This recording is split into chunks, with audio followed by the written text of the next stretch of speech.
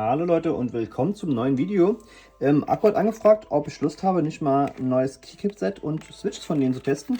Da ich schon eine Akku 5075B Plus habe, hat das eigentlich ganz gut gepasst und ich mit der Tastatur auch sehr zufrieden bin.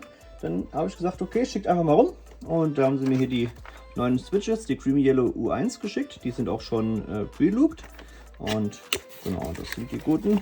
Und mal raus. Hier, die kommen in so einer schöne Box. Die werden wir gleich mal einbauen. Und dazu haben sie mir noch ein Keycap-Set geschickt. Das ist jetzt orange und schwarz und ist ein DE-Layout. Und es könnte ganz gut dazu passen. Und wir schauen mal, wie sich das Ganze anhört. Also, wir haben einmal hier die Standard-Tastatur, die hört sich nämlich so an.